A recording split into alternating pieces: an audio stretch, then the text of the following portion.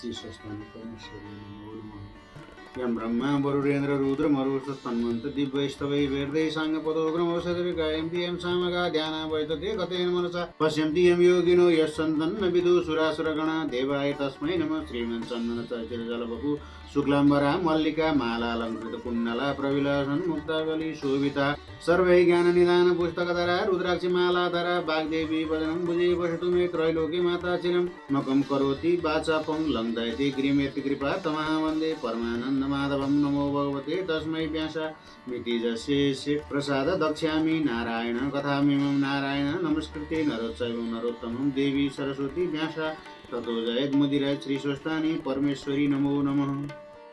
अथ चतुर्विंशम अध्याय। कुमारजी आज्ञा गर्नुहुन्छ हे अगस्त्य मुनि। त्यसपछि के भयो भने गोमा ब्राह्मणीले धागाको लरिया लिएर चन्द्रज्योति नगरका एकजना बरहीको घरमा गइन्। उनले बरहीलाई भनिन्, सप्तऋषि आउनु भएको छ, उहाँहरूका लागि पान दिनुहोस्। यो धागाको लरिया र पान साटौँ। गोमाको कुरा सुनेर बरहीले भने, हे गोमा ब्राह्मणी, पान कति पनि छैन, जति भएको हिजै बेचिसकी नपत्याए हेर्नुहोस्। यति भनी छोपिराखेको भाँडो उगारी देखायो, तर त्यहाँ भाँडाभरि पान देखियो। पान देखेर बरहीले आश्चर्य मान्दै गोमातिर हेरेर भने, हे गोमा, यस भाँडाको पान हिजै बेचिसकेको थिएँ, आज कताबाट आएछ? तपाईँले आफ्ना घरमा सप्तऋषिहरू आएका छन्, उनीहरूलाई खाना दिने कुरा गर्दा यस्तो आश्चर्य भयो। तपाईँ धन्य हुनुहुँदो रहेछ। त्यो धागो म लिन्न, यो पान लगेर ऋषिहरूलाई खाना दिनुहोस् भन्दै पान ल्वाङ सुपारी समेत दिएर गोमा ब्राह्मणीले त्यो पान लिएर आउँदा घरमा सप्तऋषिहरूलाई देखिनन्। त्यसपछि दुःख मानी मनमा भन्न लागिन्, अरू के थोक नभए पनि ऋषिहरूलाई पानले सम्मान गरौँला भनेको त म पापिनीका हातको पान खानु पर्ला भनी हिँडी जानु भएछ, म धिक्कार रहेछु। यति भनी गोमा ब्राह्मणीले विस्मत गर्न लागिन् र धेरै बेरपछि हातमा कुचोली पिर्का उठाई बढार्न लाग्दा ऋषिहरूले छोडी गएका 7वटा सुनका कौडी देखिन् र गोमाले आश्चर्य मान्दै सप्तऋषिहरूको कृपा सम्झेर ती कौडीहरू बेची ऋषिहरूले बताए झैँ श्री स्वस्तानी भवानीको व्रत गर्न थालिन्। जब पौष शुक्ल पूर्णिमाको दिन आयो, त्यस बेलादेखि पवित्र भई जलाशयमा गएर स्नान गरी पानीभित्रको चोखो बालुवा ल्याएर शिवलिङ्ग बनाई नित्य मध्याह्न कालमा श्री स्वस्तानी र श्री महादेवको भक्तिपूर्वक पूजा गर्न लागिन् र आफूसँग भएका सामग्रीहरूको नैवेद्य बनाई उनले पूजा गर्न लागिन्। रात पर्ने बित्तिकै कोही नहुनाले आफ्नो ओछ्यान, चर्खा, इँटा, धनु सामुन्ने राखेर श्री स्वस्तानी भवानीको कथा आफू पनि सुन्दै ती सामानहरूलाई पनि सुनाउन लागिन्। चन्द्रज्योति नगरका गोठाला केटाकेटीहरूले त्यो कथा भनेको सुनि खरको भित्ता च्याती च्याई हेर्दा गोमालाई एक्लै कराइरहेको देखेर भने, हे गोमा ब्राह्मणी, तिमीलाई के भयो? एक्लै किन त्यसरी कराउँछौ?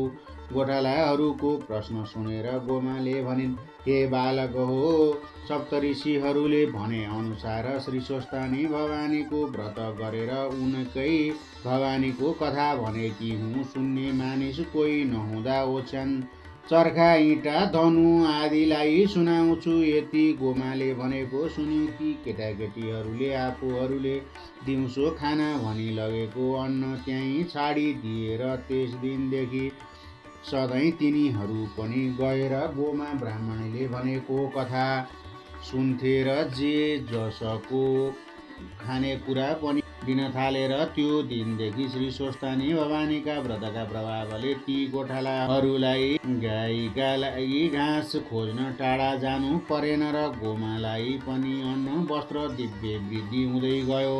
व्रत गर्दा गर्दै महिना दिन भयो र माघ शुक्ल पूर्णिमाको दिन सम्पूर्ण सामग्री तयार गरी एकचित्त भई श्री स्वस्थानी भवानीको पूजा गरी ध्यान गर्दै हातमा अर्धपात्र लिएर गोमाले प्रार्थना गर्न लागिन् र हे श्री स्वस्थानी भवानी, मेरो पूजादेखि सन्तुष्ट भई मलाई दुःखका समुद्रदेखि पार गर्नुहोस्। मेरो पुत्र नमराज आफ्ना बाबुको खबर गर्न गएको चाँडो आइपुगोस्। मलाई श्री महादेवले भिक्षुक रूप भई दिनुभएको श्राप पनि नाश गरिदिनुहोस् र मेरो पुत्र नमराजलाई यस लोकमा सुख सम्पत्ति दिनुहोस्, साथै परलोकमा पनि मोक्ष दिनुहोस्।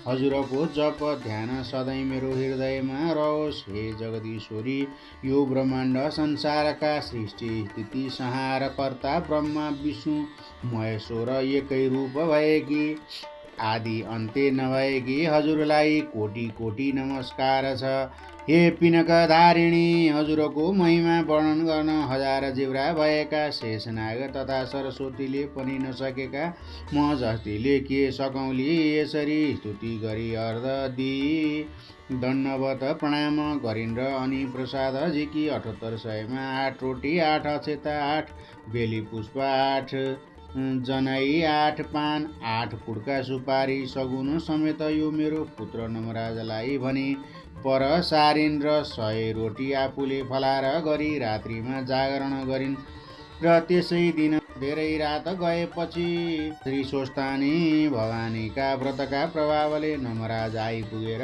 बाहिर बसी बोलाए, हे माता, ढोका खोल्नुहोस्, म आइपुगेँ। गोमाले आफ्नो पुत्र नमराजको बोली सुनेर चाँडै उठी बाहिर आइन् र भित्र बोलाएर लगी ठुलो प्रीतिभावपूर्वक भन्न लागिन्, हे पुत्र, कुशलै छस्? तेरा बाबुको खबर के छ? आमाले सोधेपछि नमराजले सबै वृत्तान्त वर्णन गरे। नमराजले भनेका कुरा सुनेर गोमाले धेरै अधैर्य भई हात निधारमा बजारी भन्न लागिन्, निर्विवेकी विधाताले 70 वर्षका बुढासित 7 वर्षको उमेरमा मेरो विवाह गराएर यस्तो यौवन अवस्थामा बिछोड गराइदिए। हे स्वामी, भिक्षा माग्न भनी जानुभएको मलाई एक्लै छोडी कता जानुभयो? हे नाथ, तपाईँ बिना मेरो प्राण कसरी रहला? जहाँ तपाईँ जानुभयो मलाई पनि त्यहीँ लैजानुहोस्। यति भनी रुँदै मूर्छा परी भूमिमा लडेर शोक गर्न लागिन्। त्यो देखि नमराजले सम्झाउँदै भने, हे माता, यो संसार यस्तै छ, जन्मेर को मर्दैन र एकपटक सबैले मर्नु पर्दछ। यस अर्थले मेरो मुख हेरी शोक नगर्नुहोस्। तपाईँकी बुहारी कहाँ छ?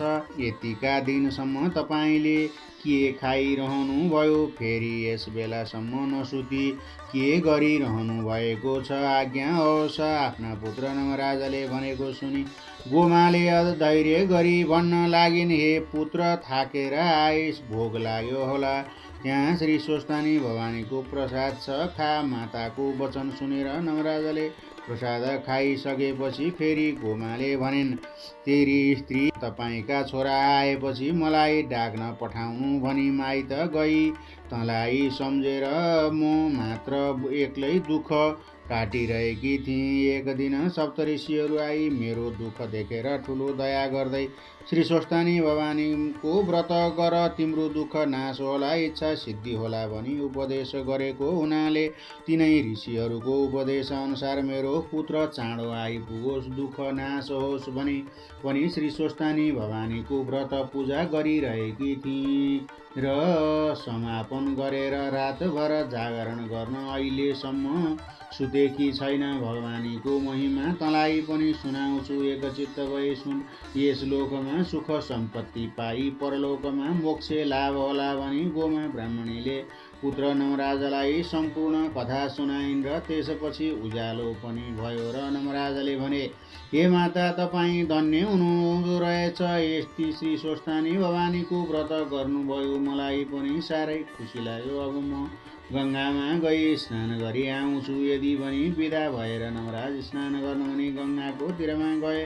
नमराजले स्नान गरी सन्ध्या तर्पण गरिसकेर हरिहरको पूजा पनि गरेर नमराज र गोमाको त्यो भक्तिले गर्दा शास्त्र गङ्गाबाट हरिहर प्रकट भएर आज्ञा भयो, हे नमराज, तिम्री माता गोमाले गरेको श्री स्वस्थानी भवानीको व्रतका प्रभावले हामी प्रसन्न भयौँ। अब तिमीलाई वरदान दिन्छौँ। यस गङ्गादेखि दक्षिण दिशामा लावण्य देश छ, त्यहाँ राजा छैनन्।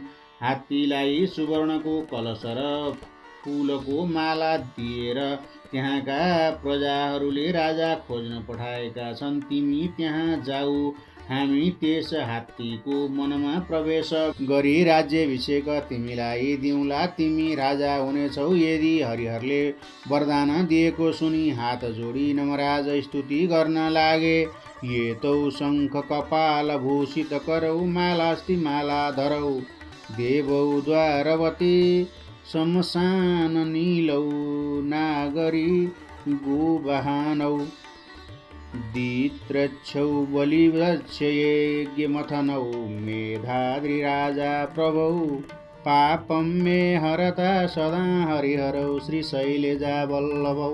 हे हरिहर, हातमा शङ्ख र दैत्यको खप्पर लिनुभएका, वनमाला स्थिमाला लगाउनुभएका, दिव्य रूप द्वारका र शमशानमा बस्नुभएका, गरुड र वृषभ वाहनयुक्त 2 र 3 आँखा रहनुभएका बलिराजा र दक्ष प्रजापतिको यज्ञ मथन गर्ने, मेघ र हिमालय पर्वतको जस्तो वर्ण हुनुभएका लक्ष्मी र पार्वतीका स्वामी हजुरहरूले मेरो पाप सदा हरण गरिदिनुहोस्। म माथि दया गरी अनाथ भइरहेको मलाई दर्शन दिनुभयो। म धन्य रहेछु, मैले मेरी माताको गर्भमा वास गरी जन्म लिएको पनि सफल भयो।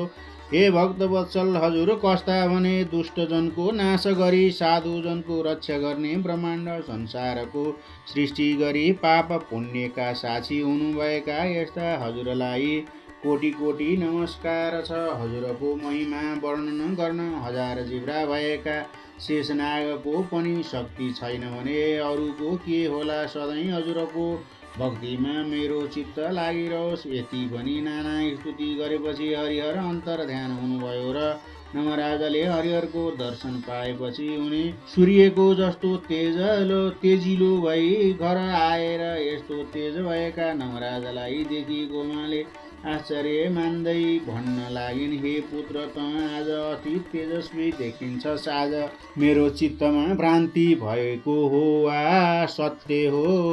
देवराज इन्द्र भन्दा पनि सुन्दर देख्दछु। आफ्नी माताले भनेको सुनि नमराजले आफू स्नान गर्न जाँदा गङ्गाबाट हरिहर प्रकट भएको कुरा र लावण्य देशको राजा होलास् भनी वरदान दिनुभएको वृत्तान्त सुनाएर त्यसपछि फेरि, हे माता, तपाईँका तपका प्रभावले म यस्तो भएँ। आफ्नो पुत्र नमराजका कुरा सुनि गोमा अत्यन्तै खुसी हुँदै भन्न लागिन्, हे पुत्र, त हरिहरको वरदानले लावण्य देशको राजा भएछ। यति भनी कपालमा हात राखी आशीर्वाद समेत दिइन र नमराजले श्री स्वस्थानी भवानीलाई मनले सम्झी आफ्नी माताका चरणकमलमा प्रणाम गरी लावण्य देशतिर गए। इति श्री स्कन्द महापुराण महेश्वर खण्डे केदारखण्डे अन्तर्गत माघ महात्म्ये कुमार अगस्त्य संवादे श्री स्वस्थानी परमेश्वरीय व्रतकथाया गोमा श्री स्वस्थानी व्रतोकृत नाम चतुर्विंशो अध्याय। उमा महेश्वरभ्यै नमो नमः। उपनयतु मङ्गलवा सकल जगन्मङ्गलालय श्रीमान दिनकर किरण निबोधित नवनलिन दल निमीक्षण कृष्ण काले वर्धन्तु प्रजन्ये पृथिवी शशशालिनी देशोऽयं सेवराहितो ब्रह्मणा सन्तु निर्भया पुत्र पौत्रिणा सन्तु पौत्रिणा निर्धना सदना सन्तु जीवन्तु शारदा सत्वं तत्रैव गंगा यमुना च तत्र गोदावरी सिन्धु सरस्वती च तीर्थानि सर्वाणि वसन्ति तत्र यत्र चितोदार तथा प्रसंग या कुन्देन दन्तु तुषारहार धवला या शुभ्रवस्त्रावृता या वीणा वरदण्ड मण्डितकरा या श्वेत पद्मासना या ब्रह्मा च्युत शंकर प्रवृत्ति वीर्देवै सदा वन्दिता सा मां पातु सरस्वती भगवती निशेष जाड्यापहा कायेन वाचा मनसेन्द्रियेण वा बुद्धिर्मानवा निशेष स्वभाव करोमि यदि सकलं परस्मै नारायणाय समर्पये तत् श्री स्वस्थानी परमेश्वर्यै नमो नमः।